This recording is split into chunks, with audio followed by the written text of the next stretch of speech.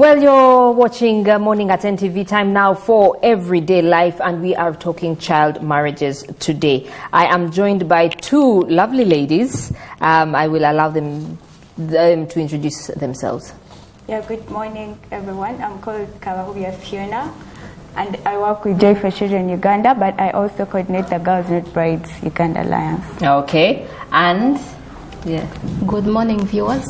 I'm called Bena Twanza. I work with World Vision Uganda as a gender and development specialist. Okay, we're here talking about child marriages. It's not something new to us, but just define it for us. What is a child marriage? What would you classify as a child marriage? Yeah, according to Article 1 of the Convention on the Rights of the Child, child marriage is any marriage that involves a child that is below 18. Yes. Okay, and it's considered that they are not old enough to make their own decisions? They are not old enough, and you know when you're below 18, you don't have the consent. You don't know, we are sure you don't know what's right and what's wrong. And also when you go back to our constitution in Uganda, it also states the legal age of marriage at 18. Okay, and I imagine child marriages, is it just an assumption, or we're talking about the girl child here? Child marriage is not an assumption. No, I'm talking about the sex. Here we mean girls being married off. Because child, you can be a boy child or a girl child. Yes. Yeah, it affects both. Yes. Really? So boys in Uganda are affected by child marriages? Yes. Being sold off or married off by their parents? Yeah, I know that in many of our communities we find boys below 18 years marrying off. So actually child marriage also applies to the boy child. So it's any union between two parties where at least one is below the age of 18 years, or both of them could be below the age of 18 years. So it could also involve a boy being married off at a young age, or both being married off at a young age. What if they both decide? They're both, just before their 18th birthday, they say we want to get married, a boy and a girl. It is illegal. It is illegal. So you're coming more from the constitutional aspect. Yes. Well, Uganda apparently falls under the 15 worst African countries where high numbers are recorded of child brides at 46%. Are you really sure? 46% of underage girls are lured into marriage? That's true. When you go to the statistics, they are alarming, especially for Uganda case. When you look at the statistics, it's not only that we are stopping at being among the worst 5 countries in Africa, but also when you look at our own statistics in Uganda, we're having the north at 59%, we have the west at 58%, and it goes slowing down. But of course, there are different drivers to this vice in this country. No, I'm still really alarmed. So you're saying almost half of girls under 18 are being married off in Uganda, and you can verify that? Yeah, and actually we have the current statistics, the situation analysis that was just carried out by UNICEF and the Ministry of Gender. Nearly 50% of girls, of women 20 to 49 years were married before the age of 18 years. That is around 3 million girls married before the age of 18. And we have around 15% married before the age of 15. Around 900 girls in Uganda married before the age of 15. So it's really a serious and depressing situation. This is alarming. A part of me does not want to believe more than almost half the girls, because I'm thinking, where are they? Not in school? They are not in school, and that's why they are getting married now. So half the people in school, okay, you do say 56, I'm rounding off to 50. Okay, let's say 45%. So 45% of girls below 18 in Uganda are, okay, let's say from what age? From 12 to 18, or are being married off? Yes. Because they're not in school. Because they're not in school. Actually, the situation is worse, because in some areas where we have to go on ground, when you're on ground, actually the numbers are just overwhelming. We have girls as young as 10, as 9 getting married, depending on the different drivers, because we have cultural drivers that assume when a girl is ready, if she sees her first menstrual period, then she's ready for marriage. So, and these days we have, exactly, and these days we have girls that are seeing their first menstrual period at 9. So that means you will get married at 9. Yeah. Okay, you keep on talking about drivers, and you've mentioned that. What other things are driving people to do this? Yeah, just like we have seen the statistics, and my colleague has mentioned about the statistics, we have the culture norms, like we've already mentioned. Some people believe that when a girl has seen her menstrual period, she should go into marriage. And then we have the poverty, the stricken poverty that is killing all of us. So many people in Uganda are living below the poverty line, and they think that when they marry off their daughters, they are going to get money in exchange. So they take away their daughters for little money, as little as a benson of cassava and 50,000. We have had those cases where they just receive one goat and a girl is gone. So, but they do it because they think they are going to get money. And maybe my colleague could Yeah, we really have a number of contributing factors. And like she said, the low status of women and girls is one of the key factors resulting from gender inequality. In many of our communities, still the status of women and girls is still low. And we have so many of our communities where we're looking at women as viewed as for marriage. So with such kinds of perceptions, different kinds of beliefs and attitudes, for example, looking at preserving the family name, the issues around virginity, you find that many communities, people especially that have not been educated enough, will be prone to sell off their girls or push their girls into marriage in the name of, preserving family honor. And in some situations... So they sell her off when she's very young so she doesn't lose her virginity along the way. Oh, yes. And then also, sometimes we see many of these communities viewing, forcing girls or taking girls into early marriage as a way of maybe preserving them from immorality. And and that is very common in situations maybe where a girl gets pregnant. Most times it's about marrying her off in the interest of keeping the family honor, helping them, protecting them from immorality and so on. So we still have negative attitudes and practices that really push the families, that push the girls into marriage. But we also, she has already talked about the pressure of poverty that is not only making the parents look at girls as an economic burdens, as a source of wealth, but we also see many of the children. For example, child poverty in Uganda is quite alarming and quite high. Around 38% of children 6 to 17 years live in child poverty. That means they are not able to access most of the basic needs. So such children are more prone to sexual exploitation, and looking at marriage as one of the ways they could escape from the lack in their families. But we also see the enforcement challenges in terms of enforcement. Well, we have enough laws, we have on child marriage and other child-related abuses, but when it comes to enforcement, we still have a challenge in terms of enforcing limited resources. So as much as we have structures right from the grassroots, from the local level to national level, we still have challenges when it comes to enforcement of the policies and the capacity of our structures in responding to child marriage and other child abuses. Okay, you are the gender and development specialist in World Vision. Yeah. So what are you doing? World Vision is not poor. You are all over the whole world, headquarters in America, you have all these huge funders. So what are you doing? Yeah, we are doing a lot in terms of addressing child marriage. First of all, it's part and parcel of our child protection programs.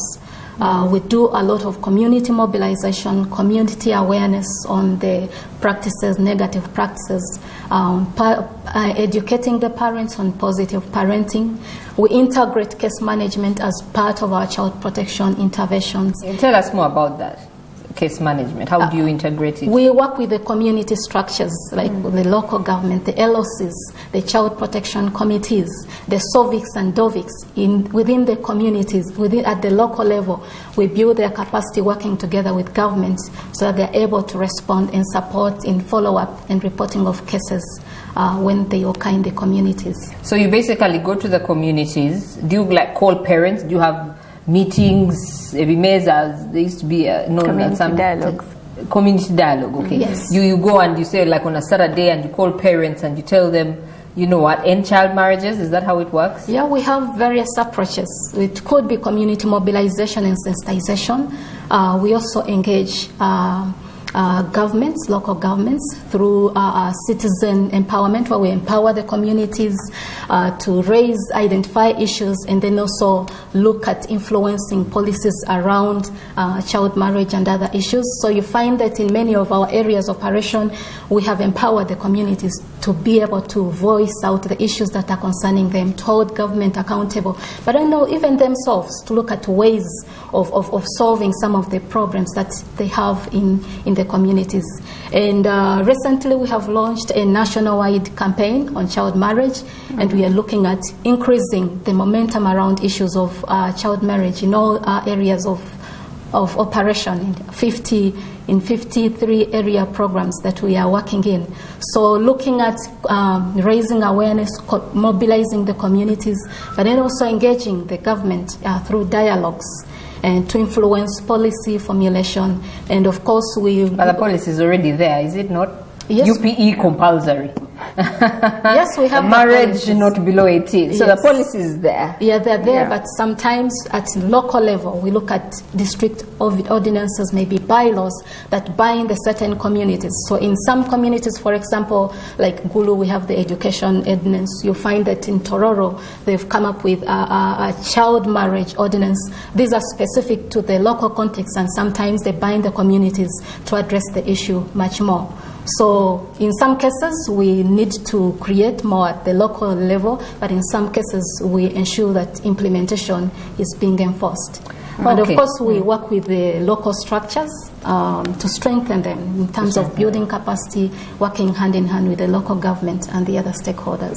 Okay, Fiona, you are from Girls Not Brides Alliance. Again, I say you're not talking about boys, not grooms. You know, again, focus here is on the girl child. But what are you doing? Yeah, I would just briefly maybe first talk about the Girls Not Brides.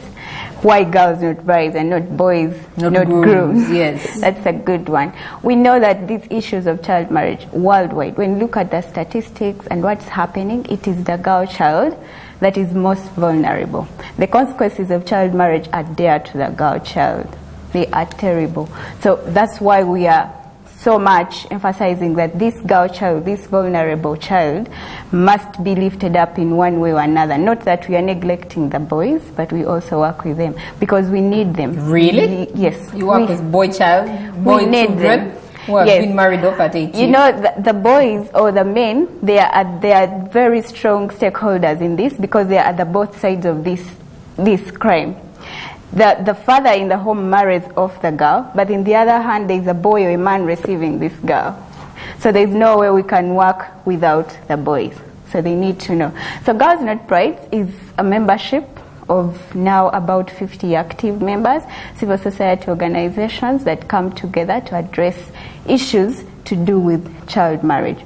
But of course we deal, because like Lisha said, there are different drivers to child marriage. So we tackle different things. We are looking at the girl child education. We are looking at teenage pregnancies. We are looking at, sponsoring these girls into schools. So the different organizations of which World Vision is part is a member of Girls Not Brides. We work on different activities to make sure that the girl child in this country gets the best that there is.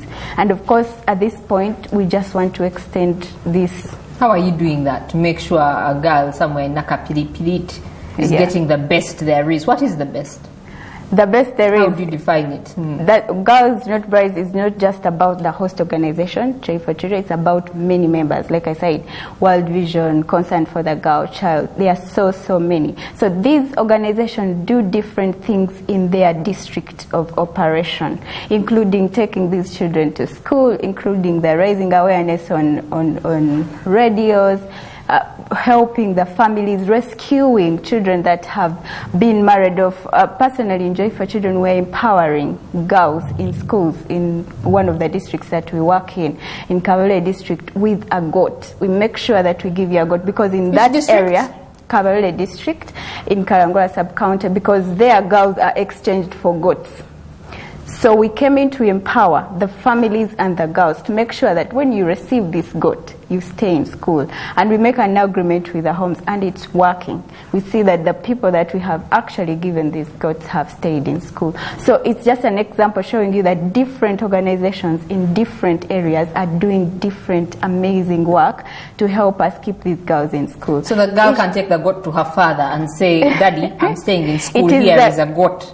Yes, but that goat also helps the girl. Like when it reproduces, then we can sell the kids and then buy the books and then buy the uniform. So to make sure that you pregnant goats.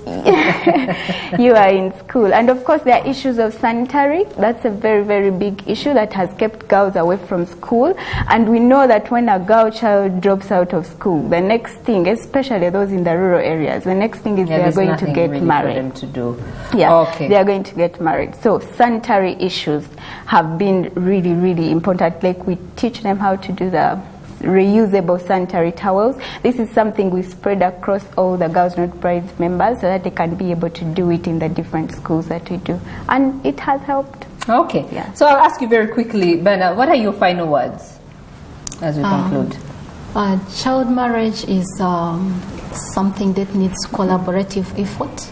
And we have a lot of efforts that have been put in place in terms of policies, in terms of structures in civil society. But still, looking at the statistics, there is still a lot that needs to be done. So there is need for more continued mobilization to change mindsets of the parents, to change the mindsets of the communities. And then we call upon government to ensure that enforcement of the policies and the structures on the ground are operating, so that we don't have cases where cases are referred and nothing is done about it.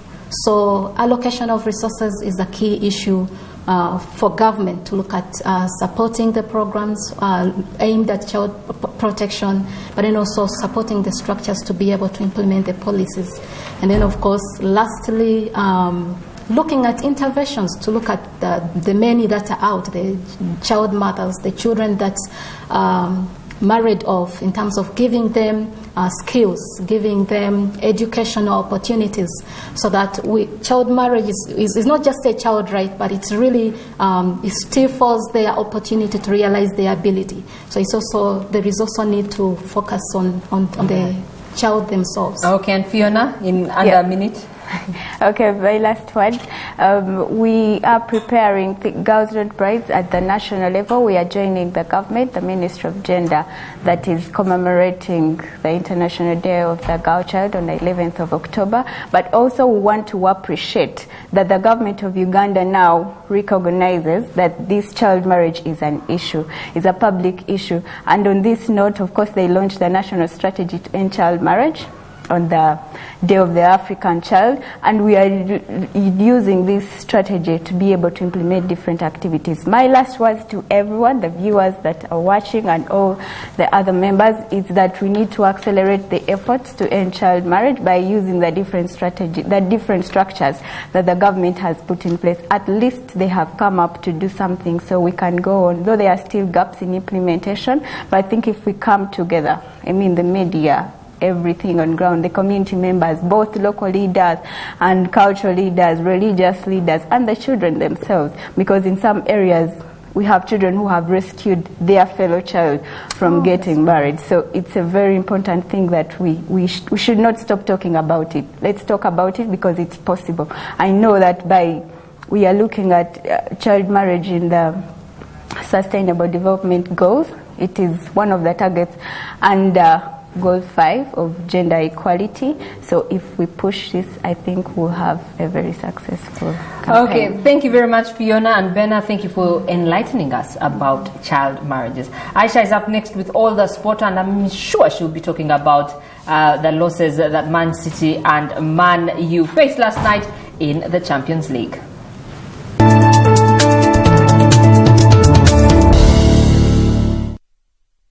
Start time. Owagabiwo mu digital team. For more information, call 117-117-700. Start time. Affordable digital television. ICA Group, we believe in promises that last a lifetime. That is why our insurance, pensions, and investment solutions are tailored to support you through life's changing moments. You're watching Morning at NTV with Simon Kasiate, Mabel Kebirunji, and Brian Mulondo.